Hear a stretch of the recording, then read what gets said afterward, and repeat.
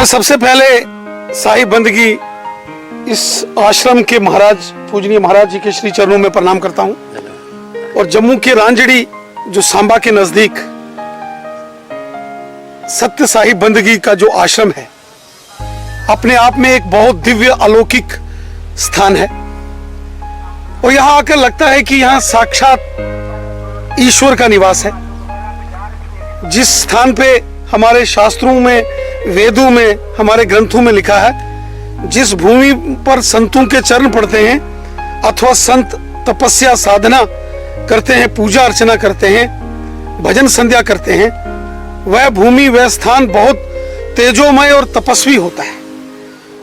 वहां शक्तियों का वास होता है, वहां सत्य का, धर्म का प्रकाश होता है। और रांझड़ी के इस पवित्र देवस्थान पे हम ऐसा महसूस करते हैं, साक्षात अनुभव करते हैं इस दिव्य स्थान की लौकिकता को, यहाँ के दिव्य तेज को हम अनुभव करते हैं। ये सब महाराज जी की तपस्या, साधना, पूजा पद्धति, धर्म के प्रति कार्य, सेवा कार्य जो इन्होंने किए हैं, इसका प्रमाण ये स्थान देता है। यहाँ आकर व्यक्ति को मन में बहुत शांति और सुकून प्राप्त होता है।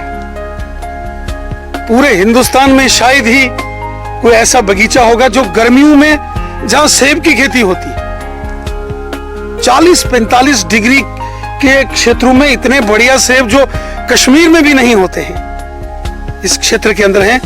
ये सब महाराज जी का पुण्य प्रताप है, ये प्रभु की कृपा, इनकी पूजा, इनकी तपस्या, इनकी साधना और ईश्वर की दिव्य शक्तियां। मैं महाराज जी का कोटि कोटि नमन करता हूं, वंदन करता हूं, जो उन्होंने इतना बड़ा कार्य विस्तार इस क्षेत्र में किया है। और वहीं जो धर्म की दृष्टि से लोगों को ज्ञान दिया है, सत्य का, धर्म का, मर्यादा का, सच्चाई का, अच्छाई का, इसके लिए भी हम महाराज जी का कोटि कोटि अभिनंदन करते हैं। हमें बहुत खुशी है कि हमारे इस क्षेत्र में इतने उच्च कोटि के संत हैं।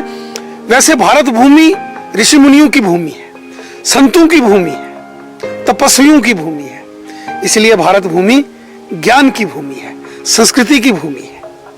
सर, जिस प्रकार प्रधानमंत्री जी ने बोला था कि धार्मिक संस्थाओं का आह्वान किया था कि वो आगे आए और लॉकडाउन पीरियड में आगे इन मजदूरों का, इन गरीब वर्ग का थोड़ा सहयोग करें, इसमें साहिब बंदगी संस्था का आपके विचार? मैं हृदय से महाराज जी का आभार व्यक्त करता हूं कि इस लॉकडाउन के चलते लगभग 45-50 दिनों तक लगातार सत्य साहिब बंदगी रांझड़ी आश्रम से हर रोज 10,000 से ऊपर जरूरतमंद लोगों के लिए भोजन बनके, पका हुआ भोजन वितरित होता है। यह बहुत बड़ा ईश्वरीय कार्य है और ईश्वर की प्रेरणा से कोई सिद्ध पुरुष, कोई संत जन ही कर सकते हैं, और जो महाराज कर रहे हैं। हम हृदय से महाराज जी का धन्यवाद करते हैं कि इस संकट की घड़ी में उन्होंने देश सेवा का बहुत बड़ा कार्य किया है।